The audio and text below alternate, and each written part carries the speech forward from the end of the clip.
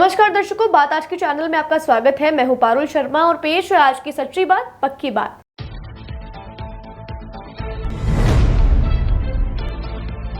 ढाई दिन के झोपड़े में संस्कृत महाविद्यालय होने को लेकर जोरदार प्रदर्शन, कलेक्टर को सौंपा राष्ट्रपति के नाम ज्ञापन।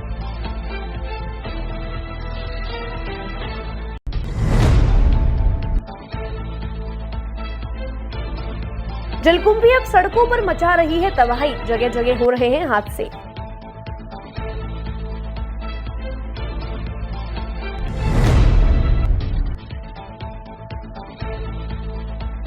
महिला के गले से बाइक सवार उड़ाकर ले गए चेन, शोर मचाने पर एक को पकड़ा लोगों ने।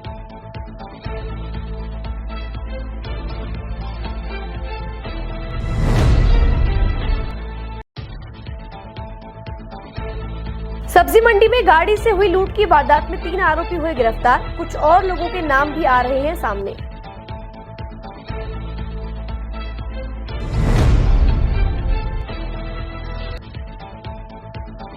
बैंक से लोन लेना जगदीश को पड़ा महंगा, लकवाग्रस्त होने के बावजूद निकला गया घर से।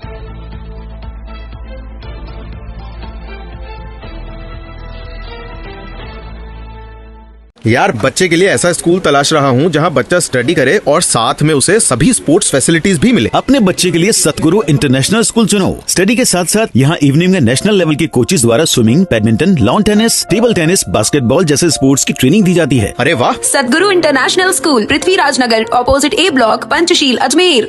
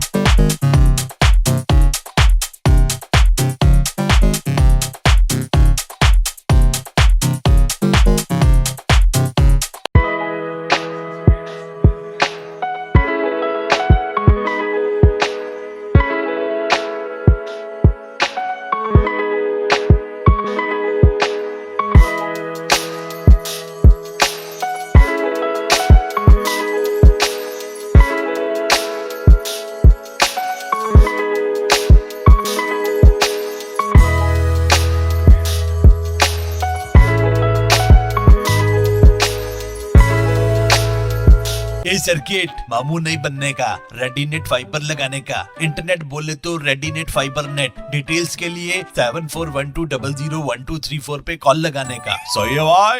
इंटरनेट बोले तो रेडीनेट फाइबर। अब शुरू करते हैं बातों का बेहतरीन सफर। अजमेर के संस्कृत महाविद्यालय यानी ढाई दिन के झोपड़े को लेकर अब विवाद गहराता जा रहा है। इसी कड़ी में आज सकल हिंदू समाज की तरफ से जिला कलेक्ट्रेट पर जोरदार प्रदर्शन करते हुए जिला कलेक्टर को राष्ट्रपति के नाम ज्ञापन सौंपा गया। ज्ञापन के बाद पत्रकारों से बातचीत करते हुए विश्व हिंदू परिषद के पदाधिकारी ने बताया कि सालों पहले संस्कृत महाविद्यालय, जो आज 2.5 दिन के झोपड़े के नाम से जाना जाता है, उसको समाज कंटकों द्वारा हिंदुओं की भावनाओं से खिलवाड़ करते हुए उसको तोड़कर मस्जिद के रूप में बनाने का प्रयास किया गया था। वहीं जब अभी कुछ दिन पहले जैन मुनियों द्वारा इस संस्कृत महाविद्यालय का भ्रमण करके उसका निरीक्षण किया गया था, उसी दौरान वहां पर मौजूद समाज कंटकों द्वारा जैन मुनियों को रोकने का प्रयास किया गया था। इतना ही नहीं, दरगाह की अंजुमन कमेटी के सचिव सरवर चिश्ती द्वारा इस पूरे मामले पर जैन मुनियों के खिलाफ विवादास्पद टिप्पणी भी की गई थी, जिसके बाद इस मामले में सकल हिंदू समाज में गहरा रोष व्याप्त हो रहा है। आज जिला कलेक्ट्रेट पर सकल हिंदू समाज के द्वारा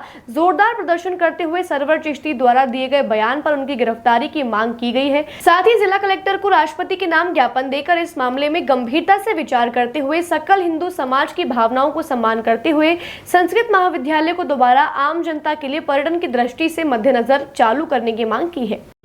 7 मई को जब पूज्य आचार्य सुनील सागर जी महाराज 2.5 दिन के झोपड़े पर अपने संघ के मुनियों के साथ में और अपने सैकड़ों अनुयायियों के साथ में जब वहाँ विहार पर पहुँचे, तो बड़ा दुर्भाग्य का विषय है कि वहाँ पर उन्हें प्रवेश करने से रोकने का असफल प्रयत्न किया गया और मुनि पर नग्न अवस्था में रहने का एक आरोप जड़ा गया। यह बात अजमेर के सकल जैन समाज और साथ में ही सनातनियों को इससे बहुत ठेस पहुंची है। यह 2.5 दिन का झोपड़ा यह कोई वर्ग विशेष की संपत्ति नहीं है। यह भारतीय पुरातत्व विभाग के अंतर्गत आया हुआ एक संपत्ति है, जिस पर कोई भी व्यक्ति, कोई भी मजहब का व्यक्ति स्वतंत्र रूप से वहां पर आ जा सकता है। लेकिन इस प्रकार मुनि के प्रवेश के लिए वहां पर रोकने का ये जो कुत्सित प्रयत्न वहां के निवासियों ने किया, इसको लेकर समस्त जैन समाज और हिंदू समाज के लोगों की भावनाएं आहत हुई हैं। उसी भाव को जिला प्रशासन से अवगत कराने के लिए आज यहाँ पर सकल जैन समाज और साथ में समविचारी संगठनों के सैकड़ों से भी अधिक संख्या में लोग यहाँ पर इकट्ठे हुए हैं। यहाँ पर ये बात स्पष्ट करना चाहेंगे कि जिन व्यक्तियों ने यह अपना ऑडियो वायरल किया है, वो इस प्रकार अनेक बार इस शहर के सांप्रदायिक सौहार्द को बिगाड़ने के लिए अनर्गल और विवादास्पद बयान और टिप्पणियां जारी करते रहे हैं। हम ये मांग करते हैं कि ऐसे व्यक्ति, ऐसी संस्थाएं जिसके वो जिम्मेदार पद पर कार्यरत हैं, उनके बारे में गहनता से तस्दीक कराई जाए कि इस प्रकार की विवादास्पद टिप्पणी और बयान देने के पीछे आखिर उनकी मंशा क्या है, और पुरातत्व विभाग इस संपत्ति का अपना गहनता से उसका अन्वेषण कराए, उसका अवलोकन कराए, उसके परकोटे का जीर्णोद्धार कराए, उसकी सुरक्षा और संरक्षा के लिए प्रयास करे, वहाँ पर स्थायी सुरक्षा बल नियुक्त करे, वहाँ पर स्थायी पर्यटकों को उसके बारे में जानकारी देने का प्रयास करे। यह सर्वविदित है, वहाँ का जो स्थापत्य है, वहाँ पर जो उत्कीर्ण मूर्तियाँ हैं, वो ये बताती है कि ये कभी कंठाभरण संस्कृत महाविद्यालय रहा है, यह कभी जैन मंदिर रहा हुआ है। बाद में ढांचे के रूप में उसको परिवर्तित कर दिया गया और उसको 2.5 दिन के झोंपड़े के नाम से कहा जा रहा है। इतनी बड़ी विशालकाय परिसर 2.5 दिन में नहीं बन सकती है। बात यह है कि 2.5 दिन में उसको ध्वंस किया गया, इसलिए उसका नाम 2.5 दिन के झोंपड़े के नाम से कहा जाता है। उस कभी जो उतना वैभवशाली वो मंदिर और वो संस्कृत पाठशाला रही थी, हम चाहते हैं कि वहाँ पर किसी भी प्रकार की वो जो वहाँ पर कहते हैं यहाँ हमारी मज़ार है, मस्जिद है, ये कतई नहीं है। हम पुरातत्व विभाग से, केंद्र सरकार से ये मांग करते हैं कि इसकी गहनता से इसका अन्वेषण कराया जाए और उसको पुरातत्व के रूप में एक ही अजमेर की प्राचीन ऐतिहासिक और अजमेर ही नहीं पूरे राजपूताना और राजस्थान की प्राचीन और ऐतिहासिक और वैभवशाली इमारत रही है। आज दुर्भाग्य से वहाँ पर वर्ग विशेष के लोगों का कब्जा हो रहा है। उस स्थान तक जाने के लिए अतिक्रमण हो रहा है। हम मांग करते हैं कि सारे उन अतिक्रमणों को साफ करके और वहाँ पर सुगम हो, जिससे दरगाह में आने वाला व्यक्ति ही नहीं अपितु अजमेर में आने वाला, पुष्कर में आने वाला प्रत्येक पर्यटक अपनी उस सैकड़ों वर्ष पुरानी गौरवशाली ऐतिहासिक धरोहर से अपने आप को अवगत करा सके और अपने आप को गौरवान्वित महसूस करे कि सदियों पूर्व, हजारों वर्ष पूर्व हमारे इस शहर में इस प्रकार का श्रेष्ठ और वास्तुकला थी। इस प्रकार का भाव लेते हुए आज जिलाधीश महोदय और जिला पुलिस अधीक्षक को हम लोग यहाँ पर ज्ञापन दे रहे हैं। जलकुंभी आए दिन आमजन के लिए परेशानियां बढ़ाती जा रही है। जलकुंभी की वजह से इतनी ज्यादा बदबू है कि आनासागर चौपाटी के आसपास से गुजरना भी दूभर हो चुका है। साथ ही जलकुंभी को निकाले जाने के बाद जिस रास्ते से उसे लेकर जाया जा रहा है, उस रास्ते पर जलकुंभी के गिरने की वजह से आमजन को फिसलन जैसी समस्याओं का सामना करना पड़ रहा है। इसी कड़ी में आज मार्टेंडल ब्रिज पर भारी मात्रा में जलकुंभी गिर गई, जिसके बाद नगर निगम प्रशासन द्वारा भी उसे साफ नहीं करवाया गया और रास्ते में गुजर रहा एक युवक उससे फिसल गया, जिसके कारण उसे व उसके साथ जा रहे बच्चों को भी चोटें आई हैं और भविष्य में यह बड़ी दुर्घटनाओं को निमंत्रण दे रही है।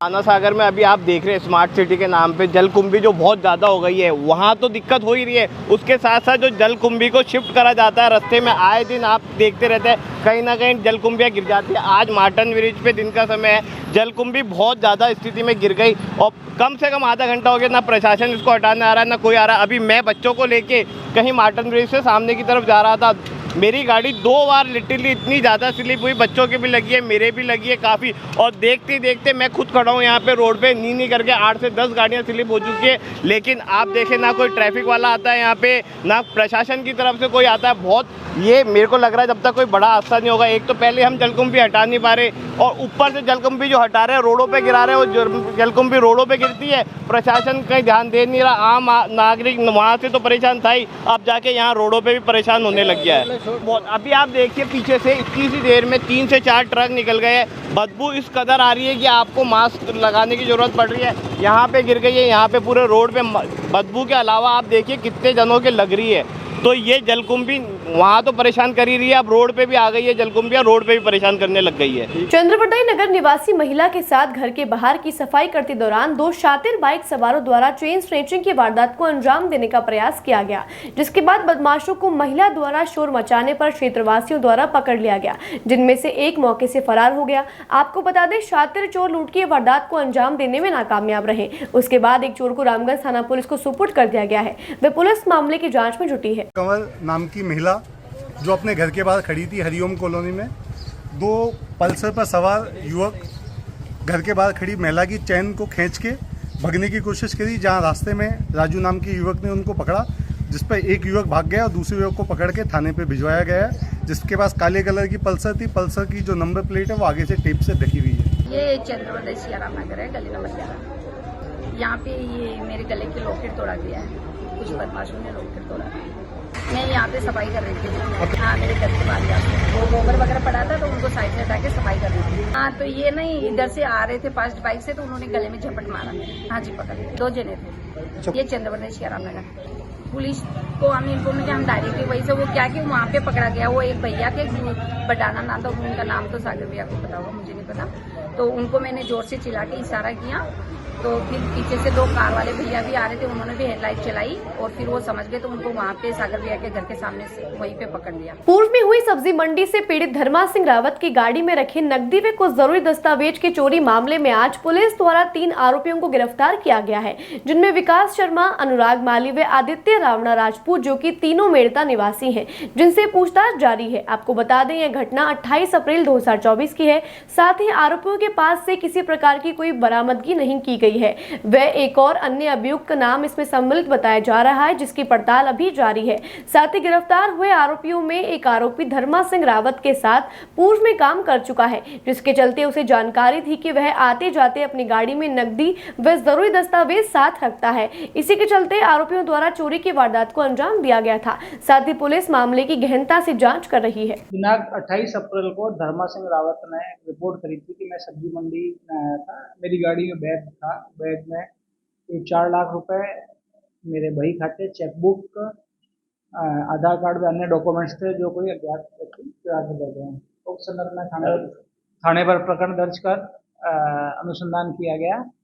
दौरान अनुसंधान सीसीटीवी फुटेज व अन्य तकनीकी सहायता से प्रकरण का खुलासा किया गया, जिसमें 3 व्यक्तियों को भी गिरफ्तार किया गया है, जो विकास शर्मा मेड़ता सिटी, अनुराग माड़ी मेड़ता सिटी से है और आदित्य राणा राजपूत जो भी मेड़ता सिटी से है। उनको गिरफ्तार किया गया है। वह प्रकरण का अनुसंधान जारी है।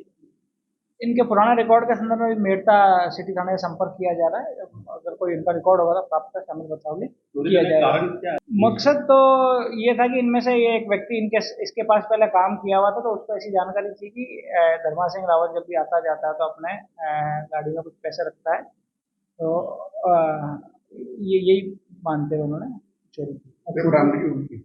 नहीं, अभी प्रकरण में कोई खास विशेष बरामदगी। अजमेर के कंचन नगर निवासी जगदीश बाकोलिया द्वारा पूर्व में बैंक से लोन लिया गया था, जिसके बाद जगदीश बाकोलिया लकवाग्रस्त हो गए, जिसके कारण वह लोन की किश्त नहीं चुका पाए, जिस पर बैंक कर्मियों द्वारा उनके परिवार को व उन्हें लकवाग्रस्त हालत में घर से निकाल दिया गया। जिसके बाद पीड़ित परिवार आंधी व बरसात की हालत में चारपाई पर अपना जीवन व्यतीत करने को मजबूर हो गया। बैंक की इस अमानवीय हरकत पर जगदीश बाकोलिया व उनके परिजन आज जिला कलेक्ट्रेट पहुंचे और बैंक कर्मियों पर कार्यवाही करने की मांग की व उन्हें न्याय दिलाने की गुहार लगाई। इनकी थोड़ा सुधार हो जाए तो हम करवाएंगे। अभी भैया मेरे 5-10 हजार 10 हजार कमाता है, 5 हजार तो इनका खर्चा है महीने का, और बाकी हम एक बहू है, पोता है, बेटा भी है, 2 लड़कियां है मेरी, उनका खर्चा है हमारा, तो उसमें भी इसकी छुट्टियां हो जाती है, तो उससे हमारा खुद का गुजारा नहीं चलता, तो हम किस्त कहाँ से भरे? तो वो हमारे पे दबाव डाल रहे हैं, नहीं किस्त भरो। हाँ, तो हमने लोन ये अपने 2021 में लिया था। अभी परेशानी आ रही है, हमको घर से बाहर निकाल दिया। हमने 1 दिन का भी टाइम मांगा था, भी हमें आज तो रहने दो, हम कल अपना बंदोबस्त करके खाली कर दें। बोला नहीं, हमें हाथीवार सामान बाहर निकाल के हमारे सबको बाहर गिरा दिया। आज कलेक्टर के पास यहाँ पे आए, मैडम के पास, हमें कोई राहत मिले, हमें हमारा वापस रहने के लिए मिले। मैडम ने बोला अभी हम करवाते हैं, बात करवा रहे हैं, अभी क्या कहते हैं अभी मैडम। है उसका मामला है और उसी को लेकर आज हम जिला कलेक्टर महोदय के पास में आए हैं, और जो पीड़ित व्यक्ति है वो जो कि स्ट्रेचर पे है, जो हिल डुल नहीं सकते हैं, लकवाग्रस्त हैं, उनको भी हम साथ लेकर आए हैं। ये मामला 2 दिन पहले का है, जब 2 दिन पहले बैंक पुलिस जाब्ते के साथ में बैंक उनके घर पहुंचती है और उनको तकाजा करती है कि आपने अपना लोन नहीं चुकाया, किस्तें नहीं भरी है, और बैंक लगा एक साथ बैंक बदनीति से 3 नोटिस एक साथ पकड़ाती है उस परिवार के व्यक्ति को, जिस परिवार का जो मुखिया है, जिन्होंने लोन लिया है, वो लकवाग्रस्त हो गए हैं, वो अपने परिवार का पालन पोषण नहीं कर पा रहे हैं। उस व्यक्ति को एक ही दिन में 3 नोटिस देकर उनको घर से बेदखल कर दिया, और बेदखल इस कंडीशन में किया कि उनको चारपाई पर उनके घर के बाहर, जब परसों आंधी आई थी अजमेर में, उस आंधी के अंदर कंचन नगर दोरई में, उस आंधी में अपनी पत्नी और 2 बच्चियों के साथ में इनको बाहर रात गुजारनी पड़ी। और इनकी मदद करने के लिए हमारे आसपास के जो उनके रिश्तेदार है, लालचंद जी भाई साहब, हम सब लोगों ने मिलकर ये आश्वासन दिया बैंक वालों को कि हम आपकी जो बकाया किस्तें हैं, पूरी बकाया किस्तें पूरी जमा करा देंगे, लेकिन फिर भी बैंक वालों के कान पर जू तक नहीं रहेंगी। और इसीलिए हमको मजबूरन आज जिला कलेक्टर महोदय के यहाँ पर इन जो पीड़ित व्यक्ति हैं जगदीश जी बाकोलिया दोरई निवासी, इनको हम स्वयं इनको लेकर आए हैं, और कलेक्टर महोदय ने हमको ये आश्वासन दिया है कि बैंक वालों को हम तलब करेंगे, उनको बुलाएंगे, उनसे जवाब मांगेंगे, और आगे की जो भी प्रक्रिया है एक बार आप कल हमसे वापस आकर मिले, हर संभव उनकी मदद की जाएगी। वो लोन 2021 के अंदर ट्रांसफर करवा दिया उज्जीवन बैंक के अंदर, रेट ऑफ इंटरेस्ट कम करने के लालच से और थोड़ा पैसा बढ़ा देने के लालच से इनको करवा दिया, जिनके इनको जानकारी का अभाव था, इनको नॉलेज नहीं थी। उसके बावजूद भी, रेट ऑफ इंटरेस्ट ज़्यादा होने के बावजूद भी, इन्होंने 1 साल तक पूरा लोन भरा है। अब 1 साल बाद इन पे जब कहर टूटा और अचानक से इनको लखमा आ गया, क्योंकि इनके घर में करने वाले यही है, इनकी 2-3 बच्चियां हैं, इनकी वाइफ है, वो इनके काम में सहयोग करते थे, लेकिन मेन कारीगर यही थे। आप देख पाएंगे ये मेरे पास में ही है। आज हम इनको एम्बुलेंस के अंदर गांव से यहाँ कलेक्टर मैम के पास लेकर के आए हैं, और जब इनको लकवा आ गया तो ये 9 महीने तक किस्तें नहीं भर पाए थे। ये लकवा आने का कारण प्राकृतिक चीज है, कोई किसी के हाथ की बात नहीं है, लेकिन उससे पहले इन्होंने महीने किस्तें भरी है, उसके बाद ये किस्तें नहीं भर पाए। ये स्थिति बताने के लिए जैसे परिवार के लोग बैंक में गए और इनका जो मेडिकल सर्टिफिकेट बना है उसके अंदर लिखा हुआ है, मेंशन है ये बात कि ये परमानेंट पैरालिसिस है। जब ये स्थिति बैंक वालों को बताई तो बैंक वाले घबरा गए और ये देखा कि भैया ये आदमी ज़्यादा दिनों का, उनको ऐसा लगा कि ये आदमी ज़्यादा दिनों का नहीं है, तो उन्होंने एक ही दिन में 3 नोटिस इनको थमा दिए और 3 नोटिस थमा करके और आकर के कुछ दिनों बाद उन्होंने कार्रवाई करी और कार्रवाई स्वरूप इस व्यक्ति की आप खुद देख पाएंगे कि इनकी पलकों के सिवा शरीर का और कोई हिस्सा काम नहीं करता है। बावजूद उसके उन्होंने बर्बरता करते हुए, क्रूरता दिखाते हुए मानवीय संवेदनाओं को, मानवता को, इंसानियत को ताक में रख करके इनको, इनके परिवार को चारपाई के साथ में रोड पर भेज दिया है। मैं आपको फोटोज भी उपलब्ध करवाऊंगा, आज के अखबार में भी ये खबर आई है। और इनकी वाइफ को, इनके बच्चों को रात भर, शनिवार को आंधी और तूफान आया था अजमेर में, रात भर पेड़ के नीचे इनको रात गुजारनी पड़ी है। पूरे कुत्ते इनको भौंकते रहे, लेकिन कई लोग जिनको जानकारी नहीं थी, गांव वाले अगले दिन आगे भी आए, उन्होंने कहा कि भैया इनकी जो बकाया राशि है, उस समय आकर के उनको कहा कि भैया जो बकाया राशि है, जो किस्तें इनकी बाकी वो हम जमा करा देते हैं, आगे से इनका किस्त जो लोन है वो रिस्ट्रक्चर करके और वापस कंटिन्यू कर देते हैं जैसे तैसे। अच्छा, हम लोग 10 लाख का लोन है और मैं आपके माध्यम से ये बताना चाहता हूँ कि हम लोग इस बात की सपोर्ट नहीं करते हैं या हम इस बात के फेवर में नहीं है कि भैया कोई किसी ने लोन लिया तो लोन नहीं चुकाए। लोन चुकाना चाहिए, बैंक ने भी नॉर्म्स के अकॉर्डिंग कार्रवाई की होगी, लेकिन जो मानवीय संवेदनाओं को उन्होंने अनदेखा किया है, एक लकवाग्रस्त व्यक्ति को घर से बाहर निकाल दिया, वो आदमी रह नहीं सकता। इनके रोज दिन में 4 बार डायपर चेंज करने पड़ते हैं। इनकी वाइफ और इनकी बीवी बच्चे क्या करें, कहाँ जाए? रोड पर इनके पास आज रहने के लिए कोई भी जगह नहीं है। बातों को देते हैं एक छोटा सा विराम, जल्दी मिलते हैं एक नए सफर पर। यार, बच्चे के लिए ऐसा स्कूल तलाश रहा हूँ जहाँ बच्चा स्टडी करे और साथ में उसे सभी स्पोर्ट्स फैसिलिटीज भी मिले। अपने बच्चे के लिए सतगुरु इंटरनेशनल स्कूल चुनो। स्टडी के साथ साथ यहाँ इवनिंग में नेशनल लेवल के कोचेज द्वारा swimming, badminton, lawn tennis, table tennis, basketball जैसे स्पोर्ट्स की ट्रेनिंग दी जाती है। अरे वाह! Satguru international school, Prithviraj Nagar, opposite A block, Panchsheel, Ajmer.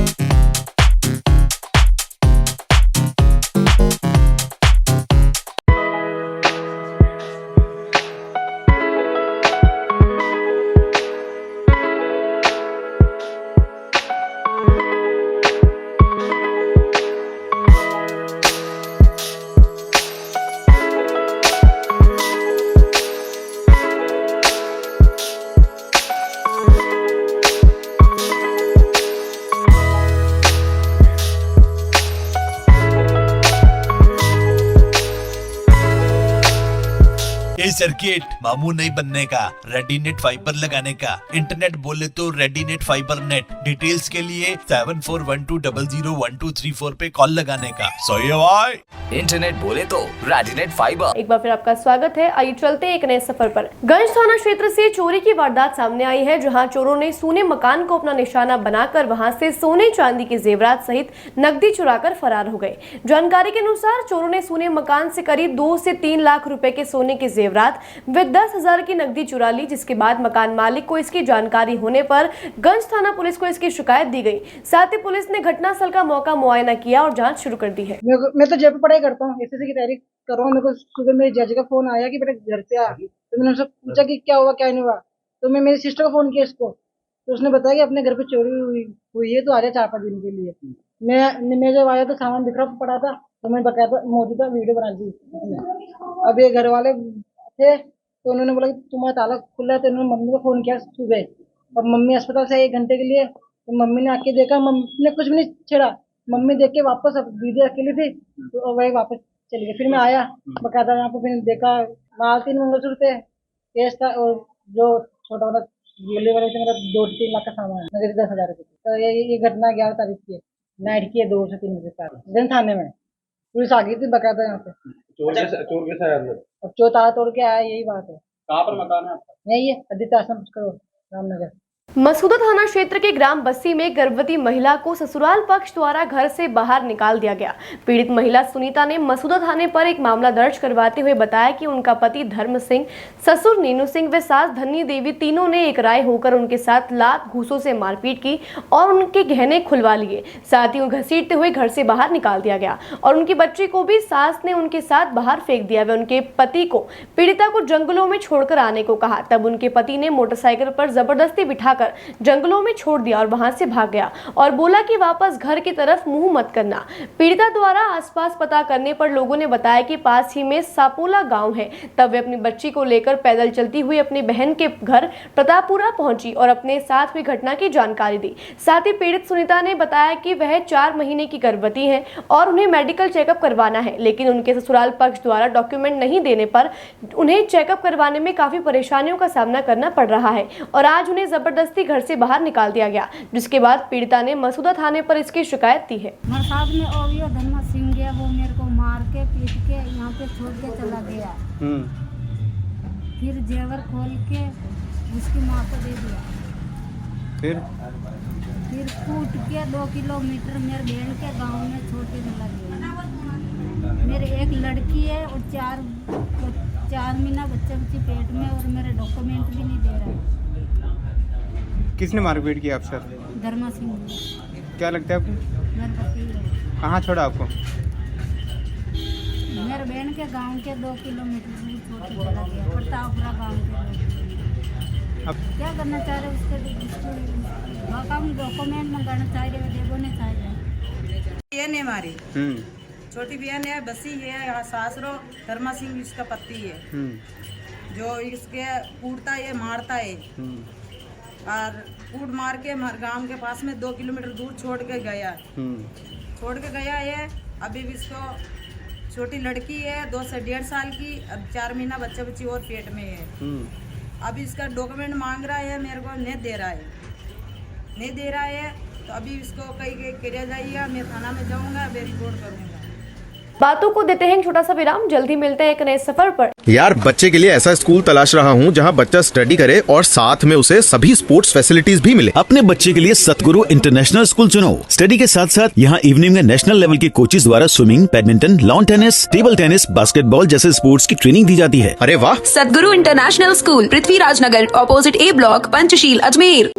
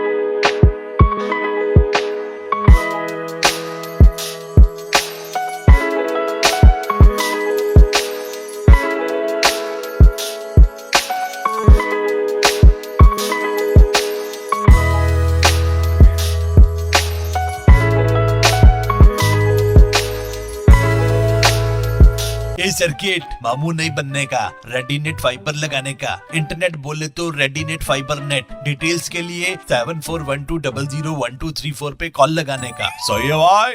Internet बोले तो रेडीनेट फाइबर। एक बार फिर आपका स्वागत है। आइए चलते एक नए सफर पर। माधोपुरा गांव बूढ़ा पुष्कर में पैंथर द्वारा गाय के बछड़े पर हमला कर दिया गया, जिसके बाद पैंथर द्वारा बछड़े का गला दबोचने पर बछड़े की मौत हो गई। जानकारी के अनुसार यह घटना कल रात 1 बजे की है, जिसके बाद इसकी जानकारी वन विभाग को दी गई। आपको बता दें, पूर्व में भी वन विभाग द्वारा पैंथर को पकड़ने के लिए पिंजरे लगाए गए थे, परंतु फिर से हटा लिए गए। साथ ही इस क्षेत्र में करीब 15 से 20 गाय, बकरी व भेड़ों पर पैंथर हमला कर उन्हें मौत के घाट उतार चुका है। ये मधुपुरा है, फार्म हाउस निवल जी का, जहाँ मेरे जीजा जी काम करते हैं। यहाँ रात को करीब 1-1:30 बजे पैंथर आया, जिससे ये गाय को बटके बनने से जान चल गई। और वन विभाग को कई बार सूचना भी दी, लेकिन कोई कार्रवाई नहीं हुई। और कम से कम 20-22 जानवर खा गए यहाँ पे, बकरियां। और मधुपुरा गांव में रात को ही करता है, ये आए दिन रात को ही करता है। नहीं, पिंजरे थोड़े दिन लगाए थे, वैसे बाकी हटा दिए बाद में। ये करीब 2-3 महीने से हो रहा है, लगातार हो रहा है। रात को मेरी भांजी आई, सो रही थी रात को, ये तो बड़ा हादसा होने से टल गया थोड़ा सा, वरना कल ने बड़ा भी हादसा हो सकता है। रात को 1 बजे आया पैंथर और हमारा गाय का बछड़े को मार दिया। ये रात को 1 बजे। आपको कैसे पता चला? आपको हमारे हम सोते थे, हमारी मिसेज नींद आ गई, वो बोले एकदम नीचे गाय कैसे बोल रही है। तो कुत्ते भाग के आए हमारे, कुत्ते पीछे। मैं सोचा कुछ हो रहा है जी, रात में कुछ सोलर खोलने के लिए। तो हम तो सोलर तरफ गए और वो उधर बच्चे को पकड़ के, गला को पकड़ के बैठा इधर। फिर हम उधर कुत्ता भाग के इधर, मैं फिर फोन को लाइट लेके भागा और मेरे हाथ में कुलेट थी। फिर उसको भागते भागते मैं दीवार पर चढ़ते हुए देखा उसको, फिर वो भाग गया। वो ये गाय का बछड़ा मरवा बैठा था हमारे, हम सोते थे 20 फुट की दूरी में हम सोते थे। हमारे पास में है ये नजदीकी, ये वो खींच के लेके आएगा। वो कितने बजे करीब की बात है? ये 1 बजे की बात। कौन सी जगह है वैसे? ये बूढ़ा पुष्कर। फिर वापस 3 बजे आया वो। अच्छा, वापस दोबारा 3 बजे आया वो। फिर वो अंदर नहीं घुसे, मैं दीवार बैठा, मैं वहां से मैं गिलोन मारी, फिर वापस भाग गया वो। यहाँ जानवर मार दिए, पैंथर ने नहीं करते, 15-20 जानवर मार दिया अभी। पुष्कर में सरकारी विद्यालय का निर्माण करने वाले ठेकेदार द्वारा शिक्षा विभाग पर 14 लाख रुपए की बकाया राशि का भुगतान नहीं किए जाने के आरोप में कोर्ट में वाद दायर किया गया था, जिस पर कोर्ट ने पहले ही फैसला देते हुए कुर्की के आदेश दिए थे। कोर्ट के आदेश के बाद आज ठेकेदार और कोर्ट द्वारा भेजे गए नाजिम या कुर्की के लिए मौके पर पहुंचे। तब शिक्षा विभाग के द्वारा नाजिम को एक लिखित में पत्र देकर जल्दी ठेकेदार के बकाया 14 लाख रुपए भुगतान करने की बात कहकर कुछ दिनों के लिए कुर्की की कार्यवाही को टाल दिया है। मेरा एक कार्य जो कि राजकीय माध्यम राजकीय विद्यालय का था, पुष्कर का, उसके तहत मैंने कोर्ट में एक वाद दायर किया था और यहाँ की कॉमर्शियल कोर्ट ने मेरे पक्ष में फैसला किया। उसके भुगतान संबंधी कोर्ट के आदेश जो है मैं लेके आया था। आज एक्सीन साहब ने उसके ब्याह पे एक पत्र दिया है कि जल्द से जल्द हम भुगतान करा देंगे आपको।